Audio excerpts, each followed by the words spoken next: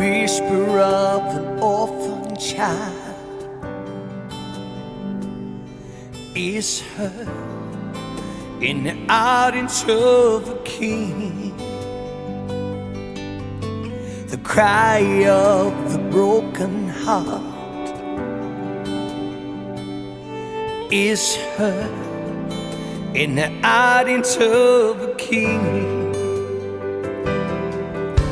The chains of the... Guys, welcome to another episode of The Sift, Faith Unfiltered. And our faith is unfiltered, but our conversation is also unfiltered. So what we want you to see in every episode is real life. You know, I think sometimes in our Christian walk and in our faith, maybe sometimes we treat it like we do at a hog show. We go into the ring and we try to hide some imperfections. But in this particular podcast, I want real people who have real struggles to know that you're not alone. And that some of the most successful in the business are able to be successful even through failures, even through flaws, just letting God be God. I hope that you'll see every week on this particular podcast is that we want to encourage you to never give up, because God will never give up on you. And in this week's episode, I happen to be in Arkansas, and there is a family, the Mabry family here, and I met them, and respect is a really big word for me. And I watched how they conducted themselves, from their kiddos to the kids that they were helping, and I saw Christ shine through them, and I saw love. I saw more than just somebody wanting to win a hog show. And so when I began this particular podcast, I knew that Mr. Mabry was going to be on it. And I called you, Mr. Jeremy, and I said, hey, would you be on this podcast? And you didn't even quabble. No. And so I want to thank you for opening your barn. And we're here, and I have to give a big shout out. These two beautiful daughters have helped me get the phone centered and squared so that our producer, AKA Kristen Perryman, my daughter, will be happy. So Jeremy, thanks for being on. And I just want to kick right off into it. And when did you first get started with livestock? So I got started my 9th grade year of high school. I had an ag teacher that had came in. We came from a big sports family, so competition was something we always knew. But on the livestock side, it was something I wanted to do, and my parents allowed me to do it. My dad grew up with horses and rodeo, and my mom was part of that also. So we've always kind of been around it, but we really took off in the showing deal. Like when I was a 9th grader, both my brothers showed. We kind of transitioned into some lambs for them, and the pigs has always been my passion. I had a cousin growing up that raised a lot of hogs and was very successful here within the state. And so he got my passion for it. He got me to where I wanted to be, and I seen it. I loved it. I loved doing it. And then, when my girls took off and started doing it, it was a no-brainer for me. It's over. So it's one thing you got your daughters, but I noticed that you help a bunch of families. How did that come about? So, like I said, I started off in a coaching world.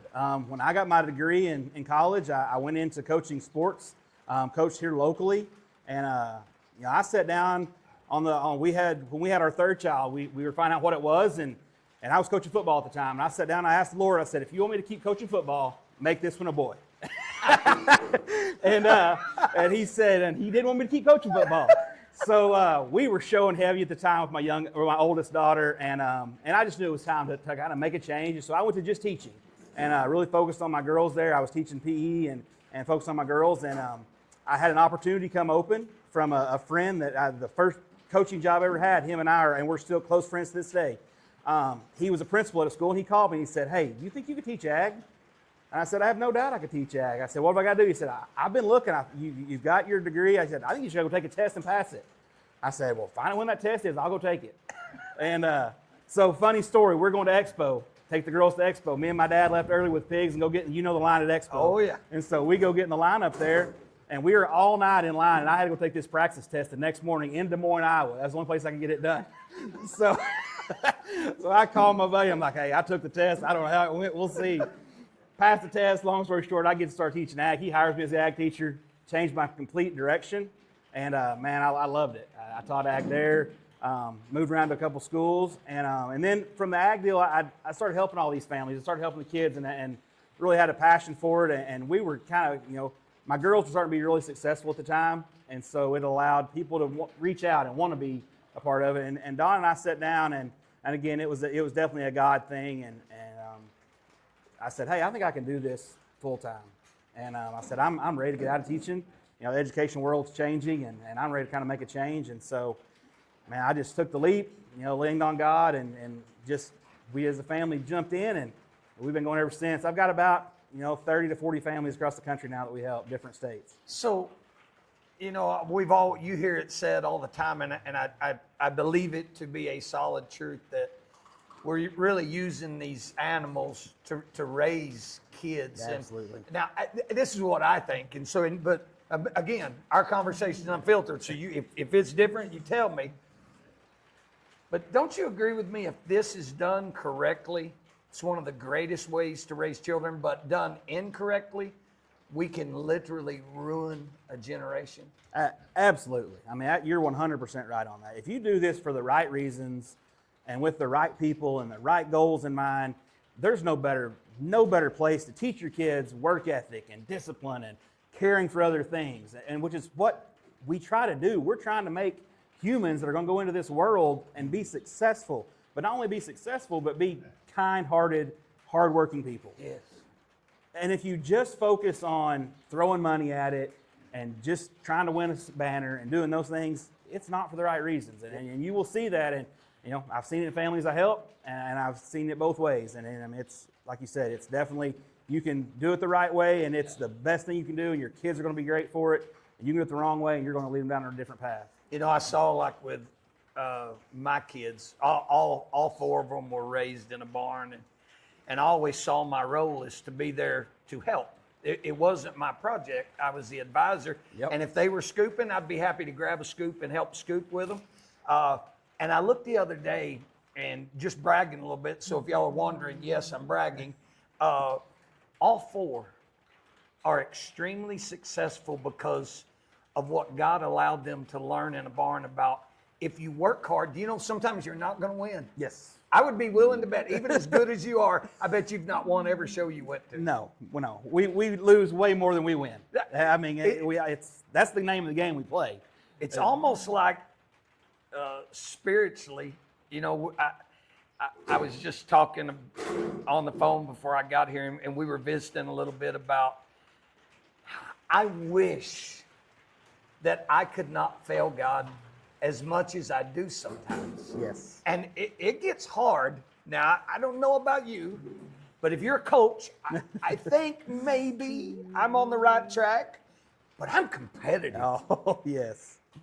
I have had to repent more in a pickup on the way home from a hog show. Yes. Because I literally let my emotions get the best of me, and I demonstrated Ray instead of demonstrating Christ. And I know God sent me to that hog show to be something different. Yes. I mean, do you agree? 100%. Yeah. It is, this thing brings out the competitiveness in me more than any sports game did. I mean, because it's just so individualized at times, and it's just you. And yeah, the competitive side of me has come out several times. And I again, had to get in the truck or go to the trailer. And that's what I always taught the girls is like, listen, we can throw a fit, but we can't do it in front of everybody. There's a time and a place God wants us to throw a fit, and it's not here in front of everybody. I said, you get to that trailer, and then if you need to let it out, that's perfectly fine. I said, but we're going to act right in front of people, and we're going to do the right things. But yeah, for sure, had to get away from it and just walk away sometimes. I find that to be so symbolic. It's kind of the way God treats us. I mean, I don't know if you do this, but I'm just weird, and I've always seen God as my daddy. Yeah. And I literally talk to him in very plain, like if I'm very frustrated, I just tell him exactly what's on my mind. Wouldn't it be neat if we all had that relationship where we got in the trailer with God and we were able to just vomit? Yes. Just throw our sucker in the dirt, and then he could look at us and go, well, y'all ready to go home and get back to work? That's right. There's another one next week. Yes. You know what I'm Yes. saying? Yeah. And that's what I feel like when you do that and you throw your sucker in the dirt and you get mad, but then it's like God just grabs you by the arm and he just leads you over and he's like, it's time to go back to work. All we can do is go to work, get better, and see what happens next week. Absolutely. You know, I found it so interesting. I was in Florida doing that big hog show that the Duartys do, and I got a phone call, and it was California. They wanted me to come do the revival. And then I was thinking about being in New York, where we're going to be. And do you know that when we started in ministry close to 30 years ago, I thought God was going to take me to every team roping there ever was in America. I'd have a living quarters trailer. I'd have a set of heel horses, and I'd enter the roping and I'd share the gospel. And man, we would just storm the gates of hell with water pistols in the rodeo world. And God had the audacity to open up the stock show world, and no one was going and sharing the gospel at stock shows. And I thought, if you will work and do what God asks you, whether it's a show or whether it's in ministry, he will open up the whole world to you if you'll just have the courage to go to the barn and do the work that he's called you to. Yes. And you've seen it. I mean, Yeah. Look at what happened in Arkansas last year. Absolutely. Son, I stood there last year and I was like, look at here, these people are making the gospel the first thing that they're going to do. Yeah. How does that happen? Only God. Yes. But people like you guys, people like the other people that said, no, Christ is important. We love showing pigs, but if they ever get more important than Christ, it's out of balance. It's out of balance. Yes. Has that ever been a challenge for you about balance? It has. It has. And I have to constantly remind myself of why we do this. I mean, there's reasons that we do this, and there was definitely a reason that I was led to get my kids into this and then help other families throughout this and the families that I've met through this. And, you know, I find myself often having to remind myself, just get back to where you need to be. Get back to center. We're getting too far this way. And, you know, I have a family that I help now, and the dad of that family is just, he constantly is like, hey, just put it on God. Just put it on God, and we're going to be fine. And this is a guy that, you know, this is the same guy that's like, sends me a video, and he's like, well, now, did we do everything right here? I'm like, obviously we didn't do everything right. Did you do what God told you to do? I was like, God did not tell you to put that ear tag that deep in his ear. And so, yeah, I mean, yes, it's a constant reminder of why we do it and what we do it. And having some of these families that bring me back to center has been awesome. And it goes back to my competitive nature, and I am super competitive. I grew up in a super competitive family, and I let my competitive drive, it takes me away from God. And I say things and I do things I know I shouldn't do. And then I have to get back to where I need to be. It's hard, isn't it? It is. It's very hard. You know, we were at a camp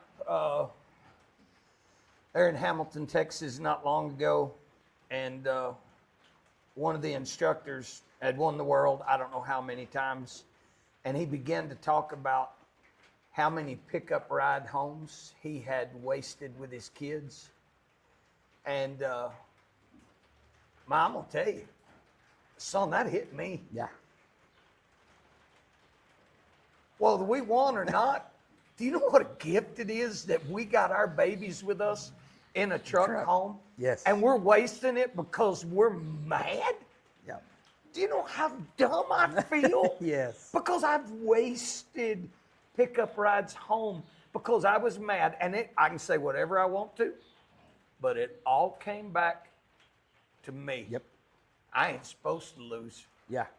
I'm supposed to be smart. Yes. You know what I'm saying? Absolutely. Have you ever wasted a pickup ride home? Pickup rides, times at the barn that I've wasted because I'm mad and threw a fit, or had to go in and apologize to my wife and daughters later because I acted like just someone that's silly. And yes, I couldn't even add up the time I've wasted. And it is. It's you go back and you think about it, and you know, I've got 2 that are done. I'm down to my last one. Woo! So yeah, it's you know, those times really make me reflect on it, and And the two older ones now, they're like, man, you're soft now. She don't get anything like we did. All she gets is good pigs and lots of them. And she doesn't get yelled at. So yeah, I guess I have learned, and you know that's God teaching me that you got one left. Yeah. You know, you've the other two are gone. You've done your time with them, and you've spent the time, and it's been great. I don't want to make it sound Sure. like it was a total waste of time. Those other two have, I mean, they're going to be successful young women in this world. I have no doubt. But yeah, I probably have mellowed out and chilled out a little bit for this last one, and you know, that's definitely God saying, this is it, so you better enjoy it. It's kind of a picture when you talk about how they're doing well and they're going on. It's kind of a picture of God's grace and mercy with us, isn't it? Absolutely. I mean, I look all the time, and a guy said something the other day, and I guess most of us rednecks will kind of get it. He goes, Ray, quit beating yourself up. God factored in your stupidity long before he ever called you. And I went, okay. I guess, Yeah. I guess that makes sense. Appreciate you putting it that way, but all right. So tell me about faith. I want to know, just very unfiltered, tell me what your faith in Jesus means to you. Yeah, I grew up in the church. I mean, I grew up. My mom took me to church when I was young, and I kind of, you know, as a lot of people do, I kind of got away from it. Yeah. As I was growing up and going through my teenage years, there was definitely some moments God was not proud of me, but I always knew I had a place to go back to. And you know, that's probably what my true faith is. I know God's always going to be there for me. He's always been there. When I've done the dumbest of dumb and I've done the best of the best, He's always going to be there. And that's what my true faith is just knowing that He's there for me. He's always there for me, and He's the you know, I've always said there's about 3 people in this whole world that I know can always be there for me. That's my Lord, that's my wife, that's my mama. Woo! Solid. Now you're getting to the real stuff now. So yeah, just knowing that the Lord's always there, and you know, I'm definitely I've been a sinner, and I'm always going to be a sinner, but He's always going to have my back. He's always going to be there for me, and that's teaching that to our kids and moving that and all these other families. You know, if we can just give a little bit of that to them, that's good. I was in Romans chapter 8 yesterday morning at this camp that we're doing, and there's a verse, and I love Romans chapter 8, and it said, nothing could separate us from the love of God that is in Christ Jesus. And when I hear you talking about how you were raised in a church in one way, I was the same way, and I think about all the time that God literally pursued me. Yes. And I'm being honest with you. If I was God, I'd have went, I'll make another. Yes. Because that boy is ignorant. Yes. But it's kind of, you know, we equate it. I'm sure you've had just a pain in the rear, bear or guilt, that they are so hard to get broke. They want to talk all the time. They want to be just, one way to put it, they want to be buttholes. Yes. And you look at them, and you look at your kids, or I have, and I've went, I know you're frustrated, and I know you want to give up on them, but have you seen what that one could be? Yes. So yes. let's don't give up on them. And I think maybe that's the way God sees us, through our stupidity. I think that's exactly right. That's 100% correct. He never gives up on us. He's always there for us. And I mean, there's definitely been times I've been that stubborn bear that didn't want to do what he needed to do. So I have lived it. So tell us a little bit about the name of your company that you go under, that you help people, because some people may be watching, because look, I'm not against teams. What I'm against is somebody else doing the work, but I've watched this crew, and everybody else does the work, and they've got knowledge, and that's called intelligence. That's why you hire smart people in this world. And so I want you to talk a little bit about your business. So we started, like when I got out of ag teaching, we started Mabry Consulting. That's what we call it. That's original, by the way. Yeah, exactly. But yeah, we started that and just started taking on a few families. Started here in Arkansas with some families that were wanting some help, and just kind of grew it from there. And you know, we're in Minnesota. New Mexico, Iowa, Louisiana, Oklahoma. Can't seem to break into Texas. They all know more than I do. So. No, say it ain't so. But no, just again, a leap of faith, jumped in, started that business, and it has led to lots of other opportunities for me.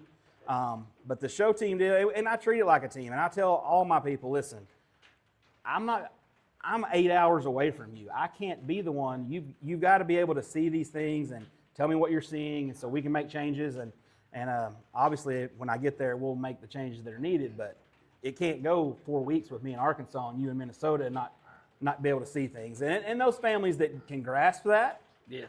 they're going to be your successful families. Yes. Those families that are still putting in the work and the thing I get frustrated with, and because you brought that up with show teams and all that stuff, and they get a little bit of a bad rap, and Sure. the so-called jocks of the world get it, because people think that they're the ones doing all the work, and it's not. You can't be successful in this game if you don't have families that are putting the work in at home.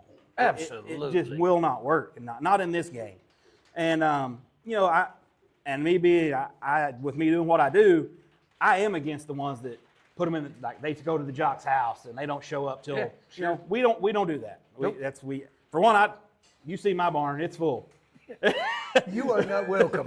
Yes, it's full. I don't have room for them, and that's just not what we do, and that's not what I think this is about. Though if you're doing that, you're not teaching these families what you need to teach them. Absolutely. You're not showing them the way to do things correctly and the way to get these kids down the road. I mean, that's where we talked about earlier that's the path you lead them to, where you're doing all the work for them and then they just expect success. Yes. That's not going to turn out great for those families or those kids down the road.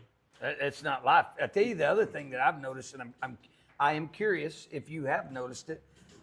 I have begun to notice that there's a large majority of these successful teams that, man, they seem to be Christ-centered and Christ-based. Yep. And I looked up and I went, yeah, come on with it. Yeah. I mean, we're seeing positive things Absolutely. being taught to these young.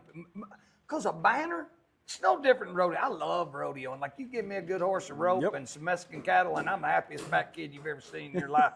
But you give me a show and a show pig, and we can get out there and we can go to it. I love that too. But whenever you show me someone that holds a banner or a gold buckle, and they go, someday these will fade away and somebody's not going to care about them. Mm-hmm. But if I can teach them Jesus, someday they're going to stand before the King of Kings and Lord of Lords, and that will never fade. Yep. It will never tarnish. It's the gift that keeps on giving. Absolutely. And that's a big responsibility, but I think the word says, to whom much is given, much is expected. Yes, sir. You ever think about that? I do. I do. It's hard, yes, isn't sir. It is. It is. Is it It's hard when you place a barra or a gilt somewhere and they don't turn out? Absolutely. It just eats me up. I mean, it does, and it's I got a phone call this morning. I had a red gilt in Minnesota that was just, I thought we had a shot, and she picks up a disease that the vet calls me. He's like, I ain't seen this in years, and she died last night. So yeah, it just Like, great. yeah, great. Yeah, the kid calls me this morning, and me and him talk through it together, and so yeah, it's always that way. It's just, it happens and it comes and goes, but yeah, it eats at you, because if you're doing this for the right reasons, you want these families to have success, and you want them to experience success at some point. And I mean, you tell them up front, hey, we ain't gonna win them all. We're gonna try. We're gonna get them as good as we can get them. We're gonna take them out there, and then that guy that's in that ring is gonna give us his opinion. His opinion may not match ours, and so that's the game we play. But going back to you talking about the teams and seeing them being more Christ-centered, absolutely. I mean, my group, when you came, I told my people, I said, hey, I'm going up there to listen to Brother Ray. I'd love it if you're there. And most of my team was there listening. Come on. And, I look over, and there's another team over there sitting there doing the same thing. And you see that. And, I remember going to Expo back long ago when you were preaching at Expo, and we'd go sit there, and look up, and the ones that mattered, they were there. The ones that are winning, they were there. And it does. It just goes to show that, man, you've got to have some belief, you've got to have some faith, and it helps. I think it's important for those of you that are listening, and this goes for any walk of life, no matter what you're doing. I hope you've heard today that there's nothing wrong with being competitive at all. God created us that way. I mean, that's exactly how he created us, was to go and excel. But never let winning begin to be more important than your testimony and get louder than the voice of God that's around you. So I want to thank you so much. And if somebody wanted to get in touch with you, if they wanted to jump on and be a part of your team, how would they reach out to you? They can go find me on Facebook. It's still under Jeremy Mabry. They're on Facebook. The Mabry Consulting logo will be there. It's probably the easiest way to reach out to me. You can reach me by phone. My phone number's on there, so find that and get a hold of me. That is awesome. Well, I can't thank you enough for making time for us today, and thank you for doing it right. And your heart shines through, and I don't ask just anyone to sit down and visit with. There's lots that I could. Yes, sir. And I mean that. That's not being braggadocious. I could ask lots. But I want, if we don't do anything else when I'm on this earth, I want to make a difference. Yes. So I want these people to hear every week somebody that can help them make a difference. And so today, if you're listening and you're struggling because maybe things get out of whack, listen to me. Maybe God's not asking you to quit, but he's asking you to get it back in balance.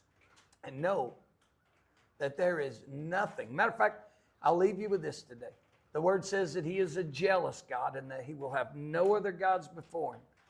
So if you've made God out of a team roping, or God out of bacon, or showing pigs, or God out of making money, whatever it is, stop, put God right back where he belongs, and watch everything fall back into order. It'll be better.